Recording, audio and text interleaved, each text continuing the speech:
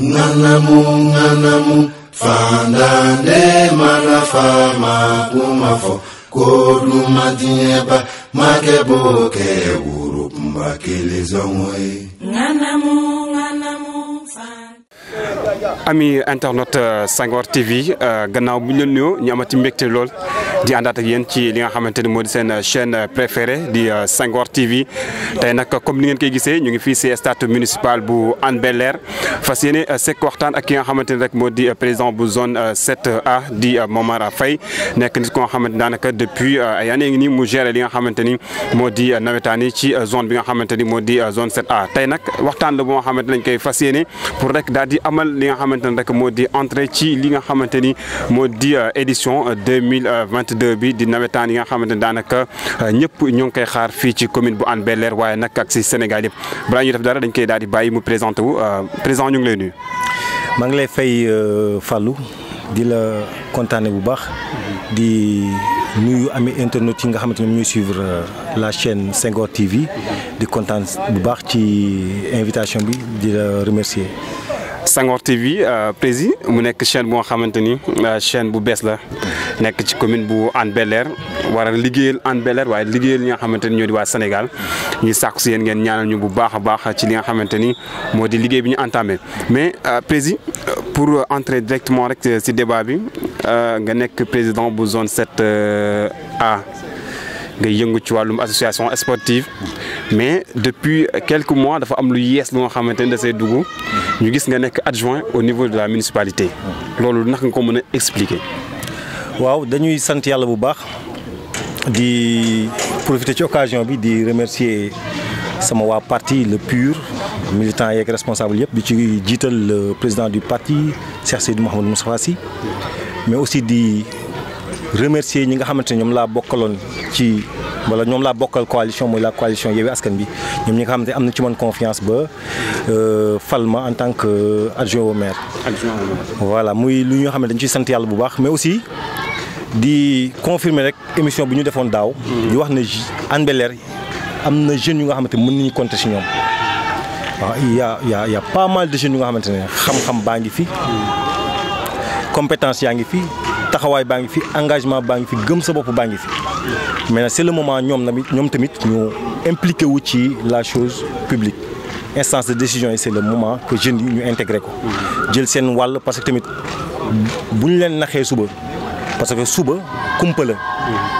benn jeune warul nangu ñu koy naxee suba c'est le moment kenn ku si ne jël sa responsabilité li nga war a doxal ci dëkk bi nga doxal ko instance de décision yi ñu nekk fa parce que loolu mooy doxal réew mi ba tax na rek loolu la ñuy wax suñu mbokku jeunes yëpp di xamal ñëpp aussi te loolu mooy la réalité mooy à Hann Bel-Air y a des jeunes yoo xam te gëm nañu seen bopp mën nañu nañ leen wóolu jox leen ñu defar loolu mooy message bi nga xamante moom la ñuy lancer si ñëpp di sant yàlla bu baax nekk rek benn kenn ku ñu jëlee ci jeunes yooyu mais du ne da nga leen gën wala da nga leen gën a xam wala da nga leen gën a mën mais yàlla moo dogal loolu ñu ci sant yàlla bu baax aussi di engagé wu rek lépp lu ñu mën a taxaw tamit pour jàppale la jeunesse pour promouvoir cette jeunesse lu ñu ci mën dañ koy def taxawu leen defe naa loolu mooy message bi ñuy jàllale ci loolu di sant yàlla bu baax. di sant yàlla bu baax taxawal leen taxawal ñu kon loolu la ñuy wax parce que nag yàgg nga ñoo taxawal bu nekkee nekkoon nga li nga xamante ni moo di président bu zone 7A kon yàgg nga taxawal jeunesse bi mais nag c'est un message très fort bu ki nga xamante ni moo di adjoint au maire mais aussi président de la zone mu nekk Momar mu nekk li nga xamante ni wax na ko dégg ngeen ko il est temps jeunesse bi dugg ci instance yi mën a rek daal di doxal comme ni ko ñu bëri di doxalee Hann Bel-Air bëri na ay tête macha allah donc il est temps ñu dugg impliqué wu ci li nga xamante ni moo di gestion dëkk bi mais président diggante adjoint au maire ak président zone liggéey bi nu muy demee. waaw c'est un peu compliqué parce que des fois da ngay dem ba ci biir conflit d'intérêt dafay am waaw parce que te mouvement nawetaan ci laa nekk un président war ko doxal nekk la personne morale aussi nekk tamit adjoint au maire donc des fois ñaari instances yi dañuy am fu nga xamante ne seen i intérêt mën na bañ a nekk ay intérêts yu concordants bu boobaa da ngay nekk dans une position un peu inconfortable mais bon on essaie de gérer quand même waxtaan rek dialogue waxtaan dialogue wut consensus. ba gérer comme c'est un peu compliqué mais on essaie de juguler quoi. On essaie de juguler amul benn yoon bu nga xamante ni doo dégg ay rumeurs parce que souvent Sénégal noonu lay demee. day naan cumul de postes yi day xaw a difficile ci nit gérer ko est-ce que sa gars yi nga xamante ni ñoom nga bokkal comité bi parfois du am gars yi nga xamante ne dañuy dute ci loolu. waaw xam nga nag il faut reconnaître que le mouvement navétane c'est un mouvement apolitique. donc li ñu boole du politique et c'est volontaire et bénévole loolu mooy tax bon li ñu ci war a def ci ay actions citoyennes la ñu nekk ak lépp lu nga xamante dafay promouvoir le sport la jeunesse la culture ainsi de suite quoi donc loolu c'est quelque chose de très objectif amul benn parparloo bu ci am quoi. politique nag c'est autre chose. politique c'est autre chose des fois nga nekk ak ñoo xamante ne bokk leen camp politique mais n'empêche dañuy dox ci objectivité rek. kenn ku ci ne xam instance bi li moo ñu boole instance bële la li moo ñu boole. ñu bañ a mélanger les deux bu ñu ko mélanger dafay compliqué. donc loolu mooy li nga xam ne mooy la réalité mais ñi may liggéeyandool ils sont très très très compréhensifs mooy li may wax rek ils sont très très très compréhensifs waaw te ils sont aussi solidaires. loolu la yàlla dogal. ba tax na donc loolu mooy la réalité quoi. c'est ça la réalité donc mu nekk message encore une fois bu président Momar mu nekk adjoint au maire en même temps président zone. c'est une fierté ñu toog ak genre personne ressources yu mel ni ñoom parce que bu ñu xoolee histoire ku ci mel ni ay Matar Ba nekkoon na président zone nekkoon na président AIC yooyu tamit c'est normal il faut que nit tamit buy dox di jéem a avancer de petit à petit parce que kenn ñaanu yàlla fi nga nekkoon daaw nga nekk fa déwén donc kon loolu la dañ koy accepter bu baax a baax di ko tamit di la souhaiter une très bonne chance ensuite di la ñaanal yàlla yéen bi woyof tool sa kaw mais bu ñu jugee ci domaine politique ak adjoint beeg yom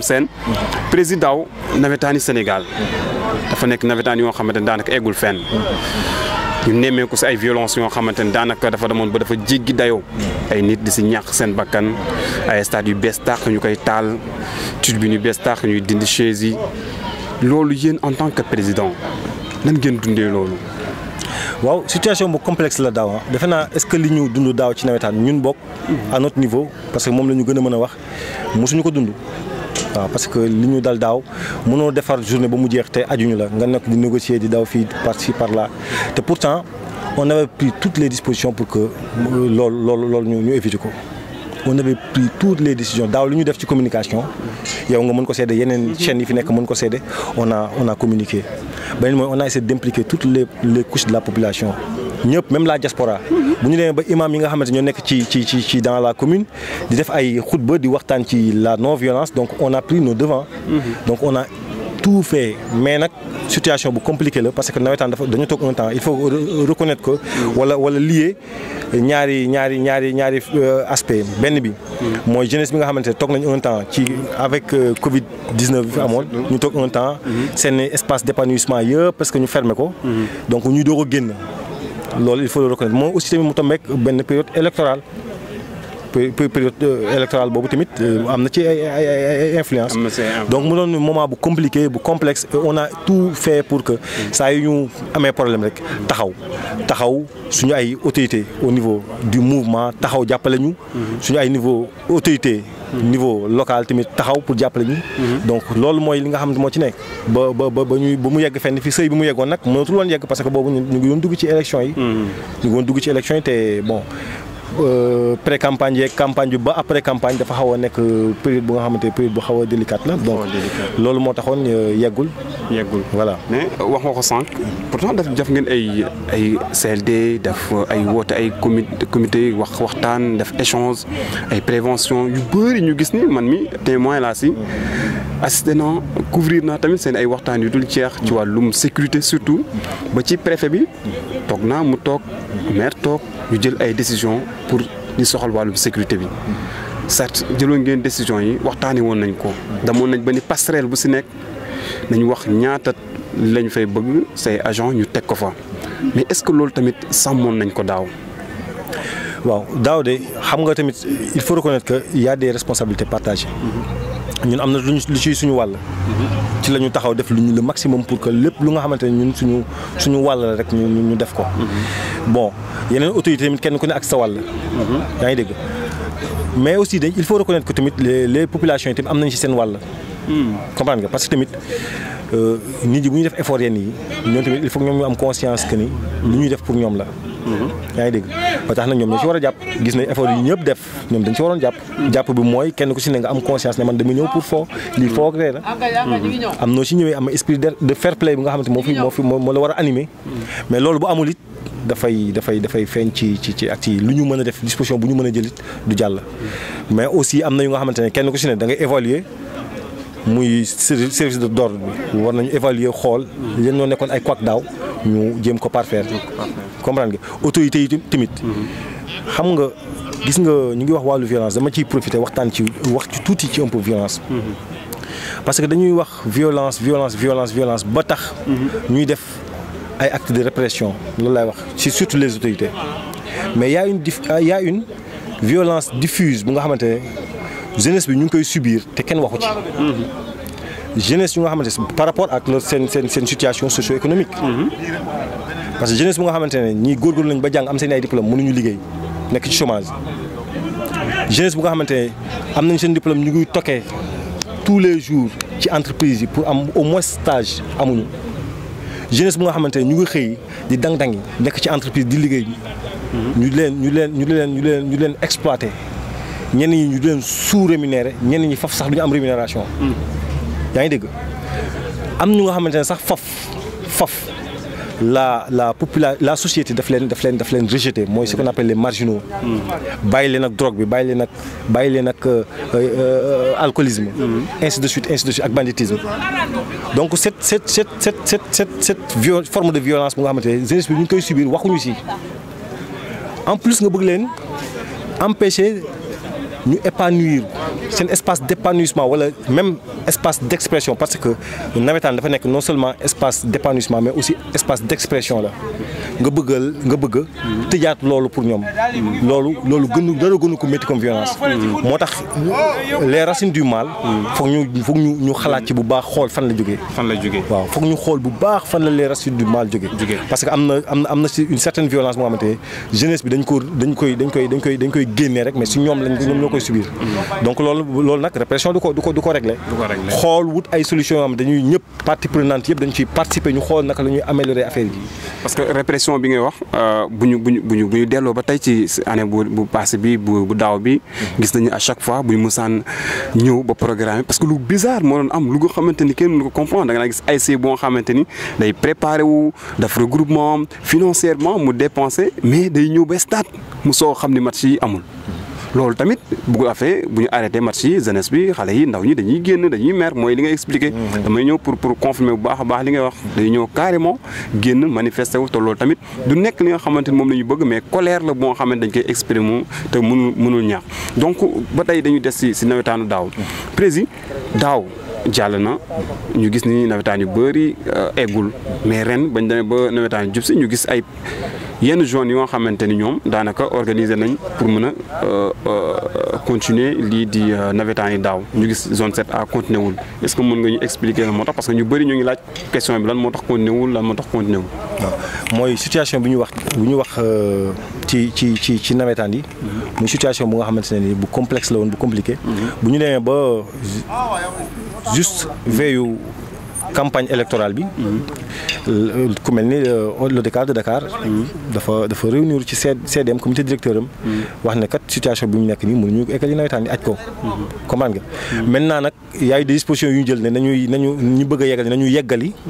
balaa le 8 août. final yëpp nañu ko joué parce que phase nationale dafa war a démarrer. ñun nag disposition yu ñu gis parce que moment boobu. ñun au niveau de Hann Bel-Air suñu ay nawetaan 2021 le sous-préfet daf ko aj te amagul lu ko ajji amagul accord amagul dara lu notifié ne ñun ajji nañ ko comprendre nga donc loolu point la moo xam ne leerul woon ci ñun aussi bi ñuy wax loolu moment bi ñuy génnee circulaire boobu fekk na ñu ngi ci pré-campagne war a jëm ci campagne yi te campagne yi le 31 juillet du mois moom mooy doon élection yi une semaine après résultat yi war a génn te ku xamoon enjeu yi élection yi passé lu ne mënoon na fi xew diggante boobu ñun on a jugé que lii mënul nekk c'est impossible moo tax jëluñu disposition pour def ko dañu wax ne ñun bi ñu xoolee calculer xool ne effectivement nii la demee ñun du ñu yeggali wax ko suñu ay instance supérieure ne ñun kat situation bi mënuñu fi yeggali donc du ñu yeggali comprendre nga am na ñoo xamante ne bëggoon nañu yeggali bi ñu essayé jàllul essayé waat jàllul mais après le 8 la ñu joué donc circulaire bi ñu tënk ñun am na ñu nga xamante ne dañu ñëw def lu bokkul ak circulaire bi ñu tënkoon te normalement ay textes ñoo ñu waroon tënk comprendre nga donc loolu nag du man maa koy justifier du mais les autorités yi nga xam ne ñoom ñoo tënk loolu nañu kat parce que ñun mouvement bu ñu nekk c'est un mouvement très structuré c'est un mouvement très organisé moo xamante ne dafa ay textes ñoom ñoo ko régir textes yi bu ñu waxee lii nag loolu la ñuy wax loolu la ñuy respecté ba pare ñu wax ñu ne tamit phase nationale yi waruñu organiser compétition surtout à Dakar lañ koy recevoir exception bu ñu defal peut-être waa Parcelles yi te malgré tout ça li war a xew mu ngi am même ba ci tournoi yi ñu waxoon ne benn tournoi kenn waru ci participer donc loolu nag c'est des incohérences yu nga xamante ne nii am na ñu nga xamante ne ñoom ñoo ci war a wax mais ñu nit loolu moo ñu tënk ay textes yu leer nañ moo ñu tënk donc yow mën nañu wax ni texte moom moo tënk da ngaa bëggoon topp normes yi nga xamante ni moom la supérieur yi teg ba tax kon eggale wu leen seen nawetaan. effectivement loolu la. ñeneen ñi fekk jëloon nañu ay disposition mën a yeggali mais ñun fekk na boobu jëluñu ay disposition pour mën a yeggali te aussi diggante bi xat na xat bu nga xamante ne joué ASC yi pare nga enchaîner dafay difficile. yenn ASC yi bi ñuy waxu yeggali des responsables d'ASC ñoom des dirigeants d'ASC ñoom ñoo woote ne président bu ñu yeggali. ñoom gisuñu quintessence su yeggali des dirigeants d'ASC woo na le président ñun gisuñu quintessence su yeggali pour lan amul sens fii diggante bi ñu yeggali pour lan vu aussi que ñu ngi enchaîner pour dem ci nawetaan gis nga nawetaan dafa métti yaa ngi koy wax sànq ci ñi nga xamante ne dañuy dépenser lu bëri te duñ ko amaat ci nawetaan dañuy def il faut que ñu nit di bàyyi xel les ASC parce que dañuy sonn pour ñëw seen cotisation seen nangam dafay métti bu ñu ñëwee def leen teg leen yenn yi tamit ci yenn situation dafay gën a compliqué loolu la ñun au niveau de la zone yaa ngi koy wax sànq ci match yu ñu arrêté ñun dañ ko subir on a eu la malchance de subir ay arrêts yu nga xamante ne dañuy ñëw ba jours yi fekk sa dépense yëpp def nga ko ba pare ay dépenses non remboursables nga ñëw malchance u ay zone 7A mu dal ci ay journée la ci ñun la dal journée yëpp presque su ñun la dal. fekk da ngay def sa dépense yëpp ba pare. ñëw ñu annulé ko te moment boobu moo tax au finish ça va impacter forcément. day impacter forcément jóge nañ ci daaw ñu ngi ci ren bientôt nawetaan daal di commencer déjà seen programme ficelé ngeen ko rendre ngeen ko public ñëpp gis nañ ko jeudi incha allah lay daal di tàmbalee lan ngeen prévoir. waaw ren nag dañu bëgg a dem dafa am lancé bu nga xamante ne commencé nañ ko depuis daaw mooy ñu wax ne vision bi ñu am ren bi ñu am ci mandat bi mooy d'abord et avant tout rendre le mouvement plus attractif et loolu ku am seddu am bët gis nga ne on l'a réussi l'année dernière parce que tout simplement ñëpp ñëw nañu ci nawetaan daaw ñëpp ñëw ñu on a vu des vieillards yu nga xamante c'est des anciens yu nga xamante je me rappelle le commandant Baldé de l'ASC sant yàlla bi mu fi ñëw ki yoroon micro central bi naan kii bu ma ko gëjee gis ça me rappelle nangam comprendre nga mooy ñu nga xamante les vieux du quartier la diaspora tout le monde a été impliqué ci nawetaan bi passé te loolu li ko def mooy une stratégie de communication ay stratégie sax laay wax yu nga xamante dañ ko doxal yu bëri comprendre nga mu nga xamante ne dem na ba ñu am ci feedback parce que yooyu ñooy wane ne li ñu doon def réussir na waaw ñëpp ñëw mobilisation taxaw ñëpp participer ci ni ñu mënee surtout ci wàllu sensibilisation ñëpp participer loolu mooy wane li ñu doon bëgg coup bi jàll na aussi dans l'organisation on a essayé d'améliorer waaw ci lépp muy am ambiance am animation comprendre nga am lépp lu nga xamante ne nii stade bi parce que dañu fekk ñu am stade bu bees tàq mais yi nga xamante ne nii ay matériels yu nga xamante war nañ ko soxla pour que organisation bi gën a rafet gën a taaru on a essayé de mettre le paquet pour que mu nekk essayer de mettre dans de bonnes conditions ñi nga xamante ne les collaborateurs yi ñu doon travailler ak ñëpp a impliqué ñëpp les anciens ñi nga xamante ne ñoom ñooy amicalu encadreurs yi xam nga ñëpp ñi nga xamante ay parties prenantes lañ les acteurs culturels li ñu doon waaj daaw bu dul woon perturbation yi dañu bëggoon acteurs culturels yi bokk ci ba chaque match ñu ñëw def seen ay prestations donc yooyu yëpp c'est des trucs yoo xamante on l'avait prévu mais malheureusement année bi noonu la demee daaw donc yooyu nag la ñuy continuer boo seetloo programme bi ñu def ci journée d'ouverture bi waa VLAG yi on les a contacter sax ñoom sax ay collaborateurs lañu. parce que bu ñu def seen initiative dañu woo ñu travailler ndoo ak ñoom ba bëgg nañu incha allah ñoom les acteurs culturels ñu ñëw commencer seen ay prestations ci biir. aussi les anciens joueurs mooy ñi nga xam ne moom la ñuy wax les vétérans ñu bëgg ñu ñëw tamit bokk ci fête bi amicale yi parce que petite catégorie ñooy tax relève di am tout le temps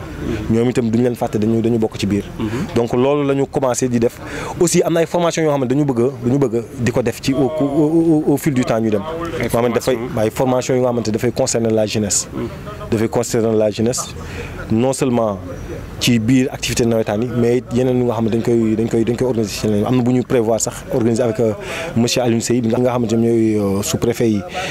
correspondance yi war a dem ci ay ñu war a yor service d'ordre beeg ñoom seen lépp dem na waaw.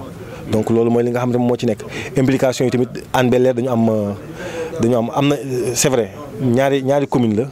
mais Hann Bel-Air tamit dañu am benn association bu mag a mag bu nga xamante ne dafay gérer wàllu tout ce qui est sport muy ce qu'on appelle Hann Bel-Air sport ñun tamit ñu ngi travailler ak ñoom jéem a sax suñu ouverture bi jéem a fexe naka la ñu def pour parrainer leen ko. ñu ñëw tamit parce que ñoom it jël nañ seen ay devant ci sensibilisation ci lépp li nga xamante ay taxawaay lu ñu war a def ñoom ñu ngi ci. donc loolu mooy li nga xam ne moo ci nekk jël nañ daal ñu suñu ay dispositions yi ñu war a jël yëpp mesures yëpp taxaw nañu ci di ñaan rek képp nga xamante ne responsable nga wala dirigeant nga wala mag nga sage nga ci ASC nga gën a ñu jàppale ci wàllu sensibilisation. surtout waaw parce que responsabilité yi population man nag je dis que ne les populations ñoom am na conscience ba parce que ni ñu defee prise de conscience ci li jàllul. man je dis que ne les populations tamit du ñu ay dof. am nañu prise de conscience xam ne am na lu doxul te li ñuy def pour ñoom la. yaakaar naa ne ñoom def nañ prise de conscience te lu ñu doon def daaw comme ay erreur ren xam naa ñoom dinañ jël ay dispositions pour parce que tamit ñëpp di yeggali ñoom yeggali ñu neexu leen ñoom. neexu leen donc ñoom tamit dinañ jël seen ay dispositions. pour que li waroon daaw li amoon daaw. bañ a am ren incha allah. incha allah kon donc Babou sama cadreur dañuy wax rek ni daanaka émission bi léegi mu jeex ndax li si des ay waxtu daanaka motul 2 minutes mais tamit nga étaler ñu carrément seen programme ci bésu jeudi bi si c'est possible. waaw bésu jeudi bi dañu bëgg a commencer avec la petite catégorie à partir de 15h la petite catégorie ñu def 1 heure de temps 30 ñu jouer bu ñu jógee ci loolu parce que dañ koy def en collaboration avec l'amicale des encadreurs bu ñu jógee ci loolu vétérans yi mooy les anciens joueurs am benn 1 heure de temps 30 ñoom tamit jouer ñoom ñëpp ñëw bokk ci fête bi parce que dañ ci bokk bu ñu paree ci loolu nag les acteurs culturels ñëw def seen vlak def seen ay prestations culturelles. bon ñu ngi jéem a xool sax naka la ñuy def am ay invités surprise ak ñoom ci ay artistes yu mag. ñu ngi jéem a xool bu fekkee mën na nekk mais surtout ñi nga xamante ñoo nekk ci commune de Hann Bel-Air ñoom it waruñu xaar ñu leen di woo quoi. si lañ bokk. waaw waruñu xaar parce que tamit am na lu nga xamante leen war ci dëkk bi. si lañ bokk waaw bu ñu gisee la jeunesse jóg dañu war a ñëw nag participer parce que tamit ñoom seen yëf la quoi. seen yëf la waruñu xaar ku leen woo. donc loolu la disposition yu ñu jël daal yooyu la bu ñu jógee ci loolu rek bu ñu defee premier jour bi muy le jeudi dañu def vendredi samedi ñu def 3 matchs vendredi 2 matchs samedi 3 matchs le dimanche nag la ñu bëgg a def une formation avec monsieur Sey bi nga xamante ne avec toute la jeunesse incha allah xëy na loolu dinañ def communication ci naka lay demee ak ñoom seen surtout bu ñu ñëwee ci biir match yi voilà donc loolu la ñu andiloon tey xanaa rek di la wax sa dernier mot lan lay doon président. waaw damay remercier ñi nga xamante samay collaborateurs ñi may travailler parce que année bi ñu jógee ñi ko ñëpp constaté nañ ko dafa nekk année bu compliqué mais sama membre CD yi ñi nga xam ñoom laay liggéey sama ay collaborateurs ils ont été très solidaires ils ont été très compréhensifs sama membre de bureau même chose ñi may liggéey doolu aw ma seen fay quoi parce que ils ont été vraiment très très très compréhensifs ils ont été très très très solidaires bu doon loolu du mën nekk ba tax na ñoom remerciement yi yëpp ci ñoom la nekk di remercier aussi suñu ay autorités du mouvement nawetaan parce que ñoom itam am nañ compréhension bu mag chaque jour ils sont au chevet lu ñu soxla lu ñuy wax lu ñuy jàmbat dañuy taxaw que ça soit le président de l'ODCAV que ça soit Amadou Kane bi nga xam ne moom moo njabootee tout le mouvement nawetaan mais aussi suñu ay autorités locales ñoom itam kenn demul bàyyi leen quoi ba tax na ñu ngi remercier ñëpp di ñaan ñëpp rek ñu gën a taxaw ren nag nawetaan yu exceptionnel la ñu am incha allah non dafay am dafay non gars yi pare nañ ASC yi pare nañ compétition bu extraordinaire li safoon daaw te gars yi mujj ñu ko kii lañ ko bëgg voilà ren nañ ko bëgg ba tax ay nawetaan yu extraordinaire match nag benn match d'ouverture bi nga xamante ne ASC neex la muy une grande ASC ak la ASC sant yàlla ay ASC yu mag ñooy joué pour premier jour loolu nag événement bu mag a mag la événement bu rëy a rëy la surtout littoral bi yëpp conscient nañ ki match boobu du voilà du yomb ay sant yàlla ay c'est neex la loolu beneen loolu sabar gu tas la loolu choix la bu ngeen def choix la voilà c'est un choix parce que dañu choisir ci match yi xool ban match la ñu bëgg a jël def ko ba lancer ko cette année mais aussi li ma wax sànq rek moo ci nekk mu am compréhension CD ñoom ñoo ñu jox carte blanche dañuy choisir match bu nga xamante gis nañu ne mën na nekk match bu lancement bu taxaw ñu def ko ñëpp d'accord ci ñu travailler ci pour que mu nekk ba tax na loolu daal la ñuy xaar incha allah waaw jeudi incha allah donc Babou lii lañu fi andi woon tey mu nekkoon waxtaan boo xamante ni sekkoon nañ ko ak président Momar nekk président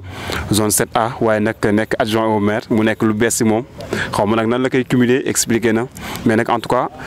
plaisir la ñu am à chaque fois di toog ak personne ressources yu mel ni moom je le dis et je le répète parce que Hann Bel-Air vraiment il est temps ñu dégg leen si ay essence yu kawe surtout si wàllum sport gis nañ jeunesse bi ni ñu yëngoo ci wàllum sport mais donc di leen wax rek ni dañ leen di jox dig daje beneen yoon ak beneen émission di leen wax tamit di leen jox rendez-vous ci li nga xamante ni moo di nawetaan 2022 yi ak Senghor TV nañ si liggéey ak yéen liggéey bu am solo président ñu ngi lay remercier waaye tamit di lancer message ñi nga xamante ni ñoo di président ASC yi waaye tamit supporters yi ci wàllum violence parce que nekk na lu nga xamante ni daanaka war nañ ko dépasser parce que gis nañ daaw li ñu dal ñun ñëpp képp kuy ndaw daaw sa xol seddul parce que du ma ni Yaraax du ma ni Hann Bel-Air kese mais fépp Sénégal yëpp dañoo mujjee arrêté woon nawetaan yi li ko waraloon mooy wàllum ay violence donc kon di si lancer waat message ak di si lancer appel képp koo xamante ne rek acteur nga buy yëngu ci wàllum sport pour rek ñu gën a am conscience ci li nga xamante ni moo di foo bi ñuy def ci biir stade yi fépp si Sénégal ñun waa Hann Bel-Air dañoo yàqamti dund nawetaan bu neex a neex ndax gis nañ ni maire defal nañu stade bu mel nii donc dañ koy remercier lui aussi au passage di leen jox dig daje beneen yoon ak yeneen i édition ci seen préféré Senghor TV. Nganamu fandane mana fama kumafo kodu madieba makebo ke urup mbakele zongwe.